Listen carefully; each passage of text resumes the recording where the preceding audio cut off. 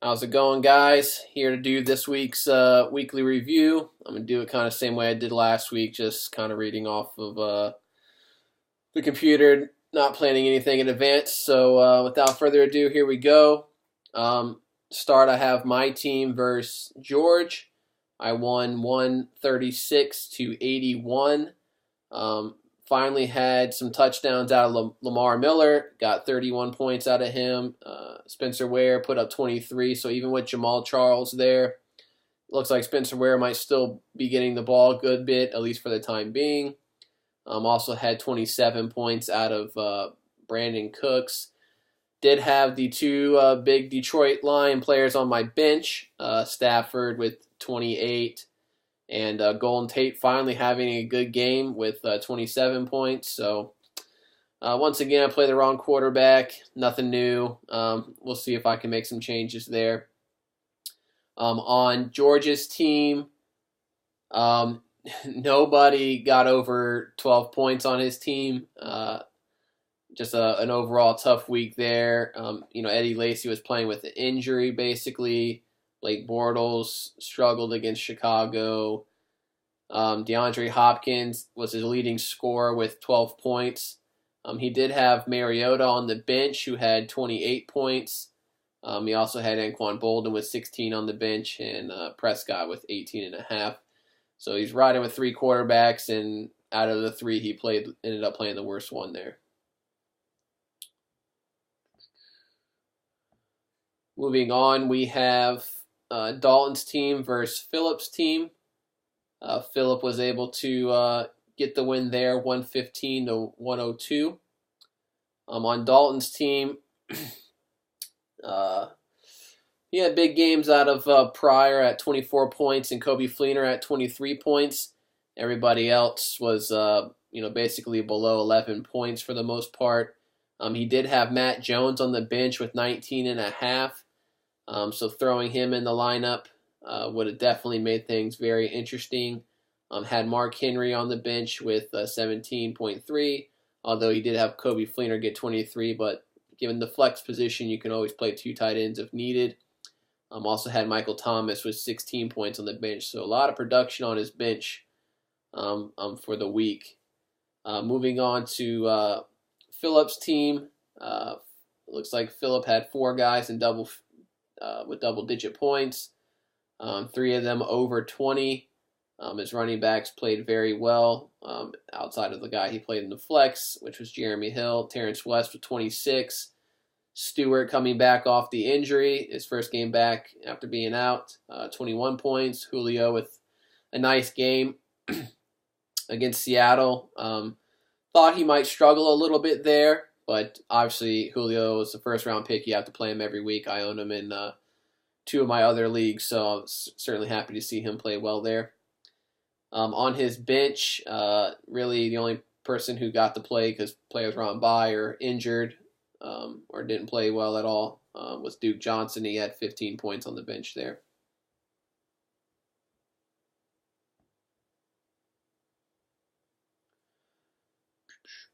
Next we have Shane versus Dakota. Dakota won that one 121 to 101. On Shane's team, not very good play out of the quarterback. Alex Smith got him 9 points. Big game out of David Johnson with 33 points. Just not enough to bring him back on Monday night. Le'Veon Bell was 16. Alan Hearns had 10. Greg Olsen with 12 points, basically. Not much else on his team. He went with Tevin Coleman, who's kind of been on and off a little bit this year. He's a boom or bust kind of player, in my opinion. He only put up 2 points against Seattle, so a little kind of tough there. Let's see. Moving on to Dakota's team, Matt Ryan with 22 points, LeGarrette Blount with 14, A.J. Green had 12, Kelvin with 13, Christian Michael with 22. He did have Cole Beasley on the bench with 21. And his kicker for San Diego also got him 13. Tough day for Carlos Hyde, only getting 5 points there. Everything else looks pretty standard.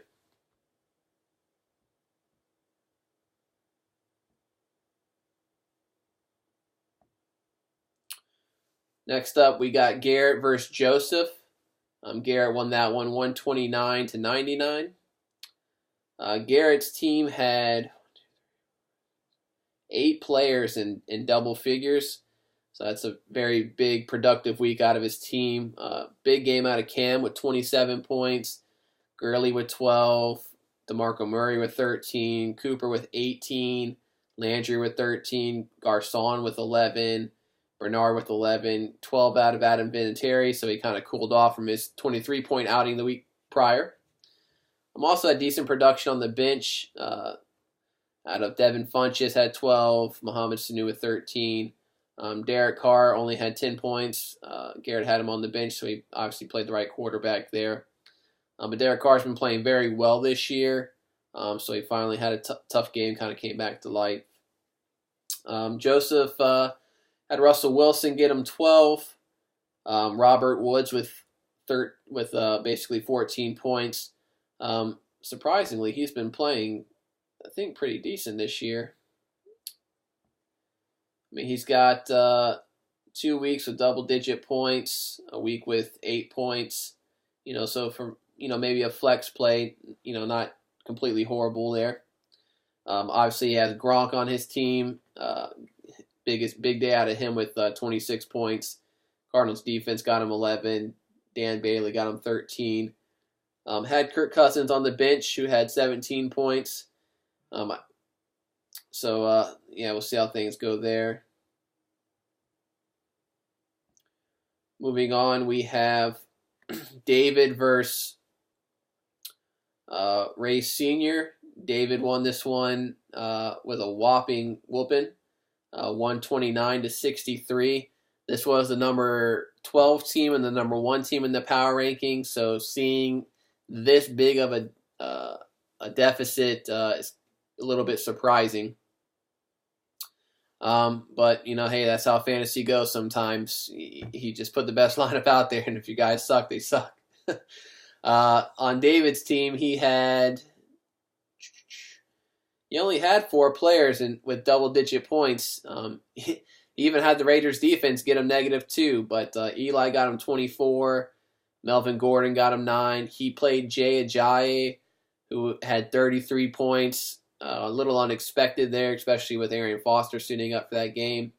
Odell Beckham finally had a huge game with 36 points, and he had 11 out of his kicker. But, I mean, besides that, his team was pretty average.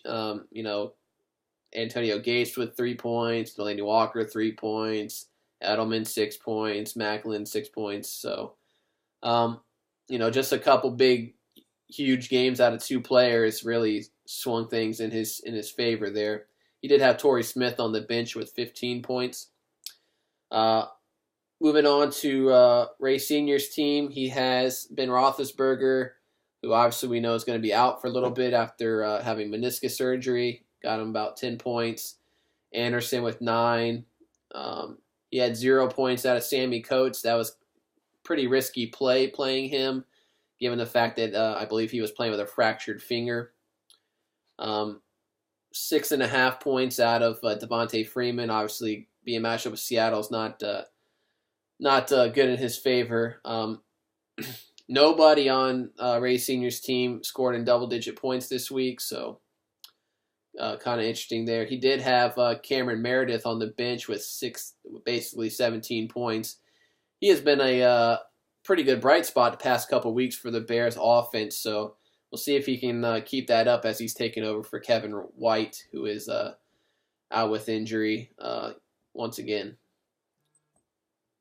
And then the last matchup we have here is Ray Lego versus Michael. Michael took him out 138-117. Ray's team had Tom Brady put up 27 points. Ray also has Drew Brees on his team, who had 33 points on the bench. So, you got 2 stud quarterbacks. You got to decide which one to play. In this case, it kind of hurt him, only by 5 points. Wouldn't have made a difference, in his in the win-loss column for him. But that could come into play some weeks. Jamal Charles gave him 12 points. Jordan Howard with 11. Fitz had 8, 12 out of Jimmy Graham. He did have 23 out of James White, who got a couple touchdowns, I believe. Obviously, like I've already mentioned, 33 out of Breeze on the bench. He also had Chris Ivory with 11 on the bench there. Looking at Michael's team, he had 6 players with double-digit points. Andrew Luck with 23, Elliott with 18, McCoy with 33 points. McCoy, 3 touchdowns on the day. He's been an absolute stud this year. So, hopefully he can keep that up. Unfortunately, I don't own him in any leagues. Randall Cobb had 15. He played Kenny Britt with 29 points. That's definitely the start of the week, in my opinion. I know he's been playing very well this year, but I'm not really sure how often I would really throw him in there. He also had 11 points out of the kicker. He did have Mike Wallace on the bench with 12 points there. There's nothing crazy I noticed on the free agency report for the week. I'm going to take a quick look at that again. I do know, as Philip mentioned in the group chat on Facebook, that once again he's getting outbid. I don't know if he's like this in real life, but clearly he seems to be a little cheap with his budget there. So he's going to have to start bidding a little bit more if he wants to add some players to his team. Nothing too crazy I see here. I was able to get Niles Davis, who's going to be the running back in Green Bay. Probably not Thursday. I don't foresee too much him getting used, but at least for probably the next couple weeks while Lacy and Starks recover from injury. And I do see Joseph picked up Ty Montgomery, who many project will get a lot of the carries Thursday night, even though he is a wide receiver. I will update the power rankings and have those posted on the league page here shortly. And best of luck this week.